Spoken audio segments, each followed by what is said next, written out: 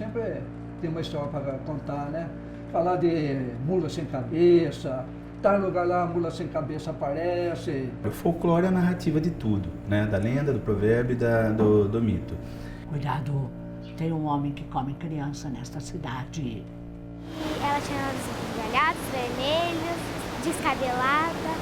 Em noite de lua cheia é possível ouvir essa índia pedindo ajuda. Quem aqui faz, aqui paga.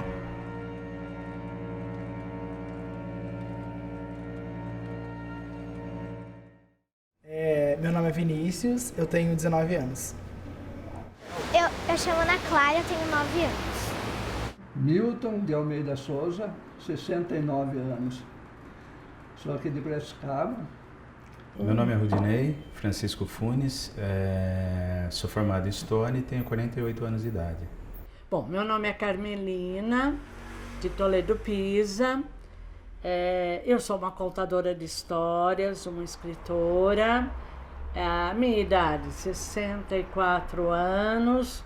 Eu vim para Piracicaba com 6 anos e meio e foi a partir dessa época que eu já comecei a tomar contato com essa história que Piracicaba tem, com as lendas que ela tem, com toda essa cultura de Piracicaba. Meu pai, esse tio da minha esposa, eu trabalhei na usina um tempo também, muitas vezes antes de entrar no serviço, aqueles senhores de idade, sabe? Sempre tem uma história para contar, né? Falar de mula sem cabeça, tal lugar lá a mula sem cabeça aparece. Olha, eu sempre me baseei muito nessa questão do conhecimento, muito em relação ao meu pai, né? Meu pai, ele está com 80 anos de idade hoje. Ele é de uma geração que viveu muito a questão dos mitos, das lendas, de uma forma geral. Porque não tinha, né, todo esse meio de informação que a gente tem hoje, então o pessoal agia muito mais por um comportamento místico, por essas crendices, do que propriamente por uma racionalidade como o nosso comportamento, né, o comportamento dos nossos jovens na atualidade. E eu me encantei com as lendas. Por quê? Porque a lenda, ela tem um local, ela é localizada. Tá? Então eu lembro, por exemplo, de uma senhora que morava numa casa comprida. Era telha-vã, tijolo. E ela reunia as crianças lá na cozinha. Ela deixava apenas uma luz acesa no corredor. E a gente ia chegando, ia chegando, ia chegando. Ela jogava uma colcha de retalhos no chão e lá ela começava a contar as lendas.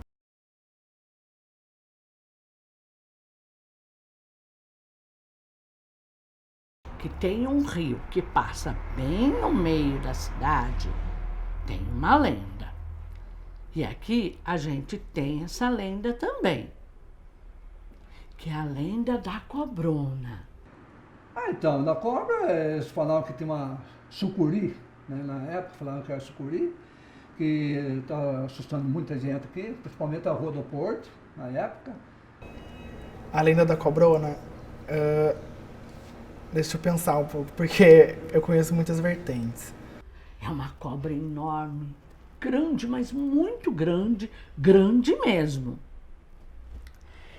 E essa lenda, conta essa lenda, que essa cobra desapareceu. Aí disseram que ela está enterrada aqui na cidade. A cabeça dela está lá na Catedral de Santo Antônio, bem no centro da cidade. O corpo dela faz toda a Avenida Armando de Salles Oliveira e o rabo está enterrado lá no Rio. A cabeça dela fica na Catedral aqui de Piracicaba e ela termina, a cauda dela fica lá na Vila Resende, mas não tem um lugar específico. Mas em todas as lendas, a cabeça dela fica na igreja. A cauda da cobra estaria na posição aí da Praça José Bonifácio e a cabeça ela estaria descendo já aqui próxima da Rua do Porto. É uma cobra que vai sair em algum dia pra acabar, é tipo um apocalipse da cobrona. E quando a cobrona se revoltar, ela vai abrir aquela boca enorme e vai devorar a cidade inteira. E no final dos tempos, né, a cabeça ela sairia e engoliria as pessoas pelos maus que os seres humanos, de uma forma geral, eles vão perpetuando aí para a humanidade, né? Sabe, porque de vez em quando acontecem uns buracos ali na Avenida Armando Salles? É porque a cobra está revoltada. Estão judiando demais do nosso rio. Pode prestar atenção, vem a chuvarada, tem buraco na avenida. E aí tem que movimenta toda a cidade, porque não pode passar por lá. É revolta da cobrona. Estão judiando do nosso rio.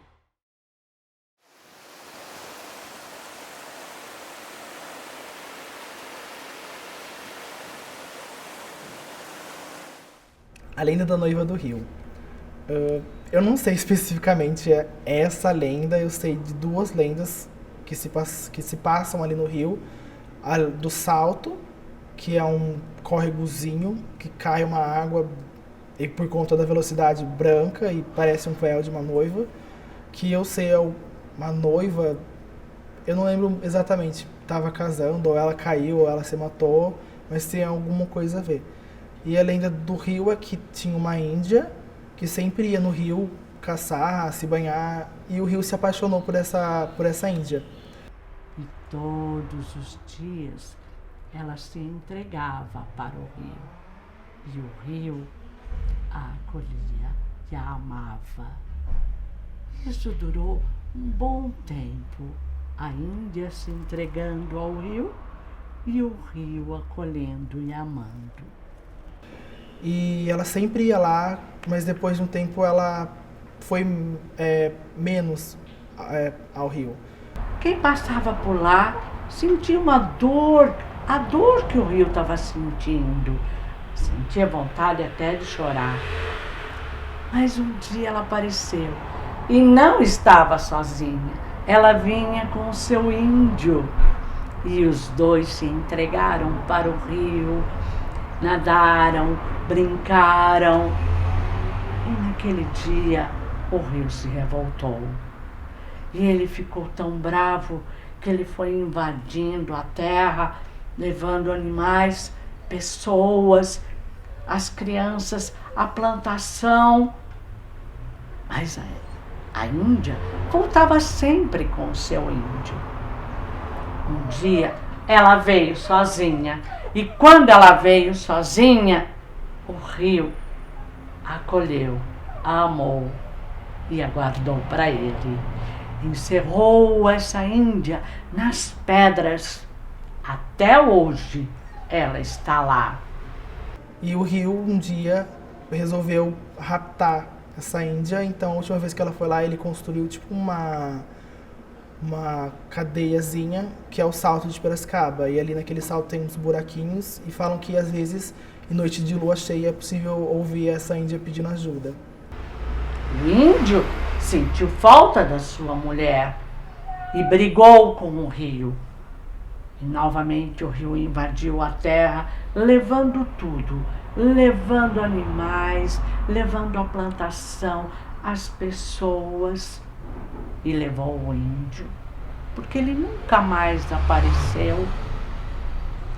A bela Índia está encerrada até hoje nas pedras do mirante. Mas todo ano o rio leva alguém. Um dia ele levou um velhinho que vendia pipoca. Será que foi para a Índia acalentar com as histórias do velho homem? Um dia ele levou a mulher. Uma mulher que andava por lá vendendo flores. Acho que era para a Índia ouvir as histórias que a mulher tinha. Mas um dia o rio levou uma criança. E nós pensamos, acho que é para a Índia embalar esta criança e contar suas histórias. Mas teve um ano em que o rio levou um moço, jovem, bonito, forte. Sabe por quê?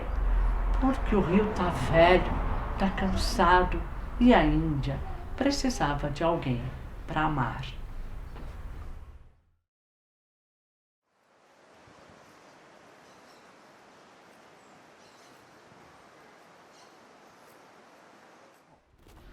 Nossa, quantas lendas, né?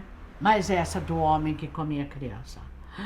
Ah, mas essa lenda era coisa de mãe. O que tinha muito também era o Homem do Saco, né? Eu conheço mais genérica como o Homem do Saco, essas coisas. Quando ela queria deixar a criança um pouco de castigo, ela falava, cuidado, tem um homem que come criança nesta cidade. Ah, não sai na rua porque o Homem do Saco vai te pegar. Essas coisas que os pais contam pra gente quando a gente é criança.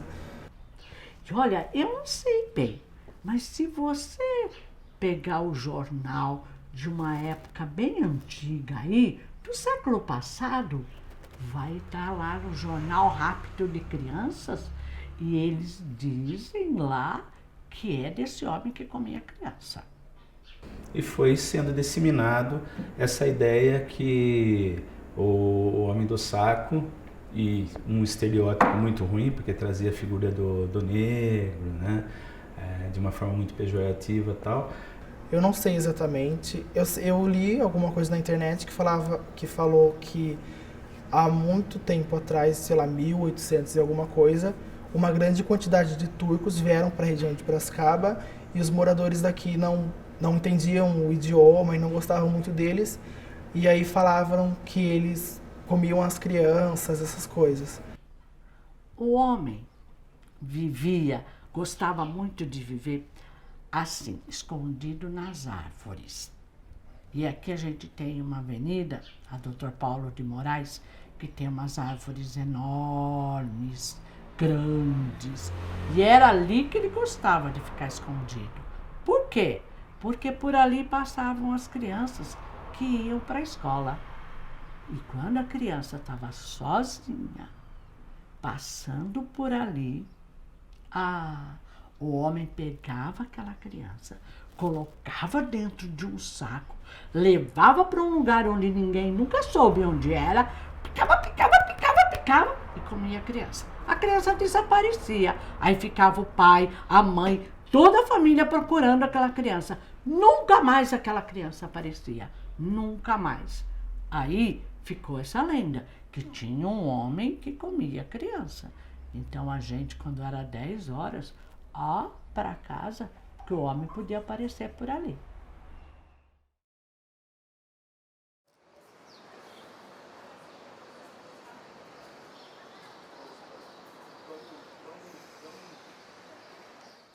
O que eu conheço é que ela era uma moça muito feia e ela tinha olhos esbugalhados, vermelhos, descabelada e ela tinha morrido de tuberculose.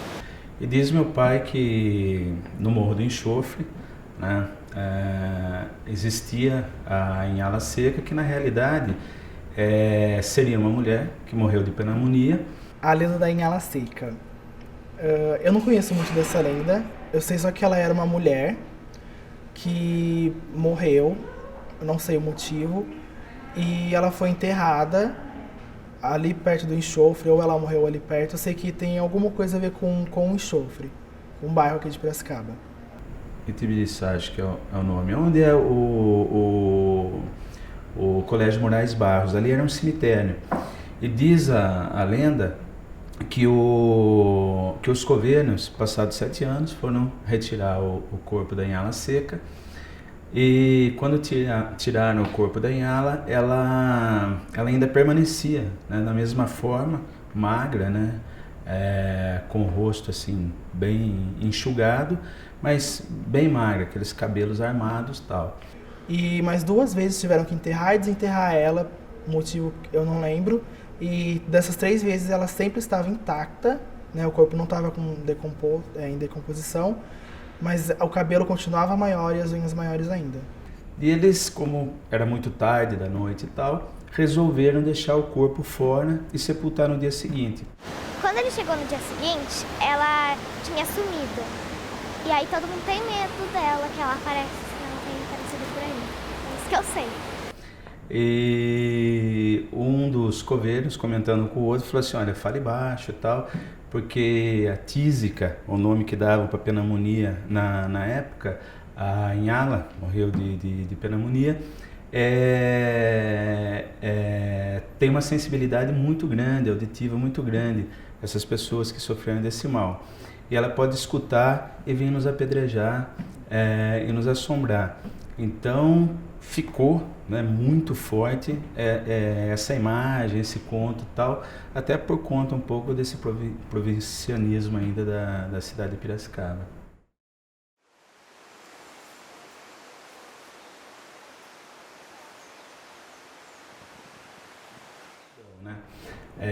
Ali na região do Pau da Linho existia uma fazendeira e tinha muita influência política. O esposo, reza a lenda que era uma pessoa até bem afeiçoada, mas ela era de um comportamento muito agressivo com os escravos.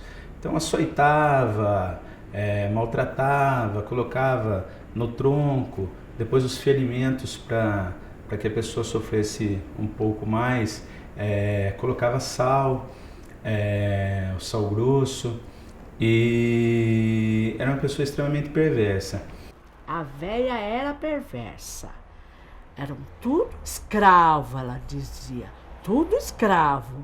E quando ela castigava os escravos, ela jogava salmoura na ferida dos escravos para eles voltarem a trabalhar logo, logo.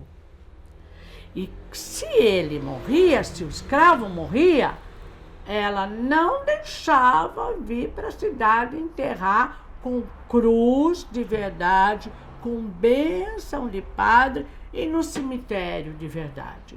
Não deixava. Eles eram jogados ali num buraco feito pelos escravos mesmo, cheio de terra, no coqueiral. E dizem que num determinado momento o senhor, esposo aí dessa personagem, ele acaba se apaixonando por uma escrava. E por ciúmes, a mulher acaba mandando jogar essa escrava num tacho de melaço, ela acaba morrendo. E os escravos eles eram sepultados no coqueiral. O tempo passou. A véia ficou véia. E foi aí que a véia morreu. Aí sim, vieram buscar um caixão, porque os escravos também não tinham caixão, não. Vieram buscar um caixão e puseram o caixão no carro de boi e uma pareia de boi para trazer num cemitério de verdade, para ela ter bênção de padre, para ela ser enterrada tudo direitinho. E os bois foram. Só que quando chegou ali no coqueiral, os bois empacaram. E as pessoas que estavam acompanhando tentavam puxar tal, e não conseguiam fazer com que os animais andassem. E resolveram trocar esses animais de carga tal, não conseguiram de nenhuma forma. Aí quando o caixão, que era um caixão de cedro, um caixão bonito, né? Um caixão de gente de posse, foi colocado no solo, dizem que o caixão também não se movimentava mais no lugar. A véia teve que ser enterrada lá, junto com os escravos. Quem aqui faz, aqui paga.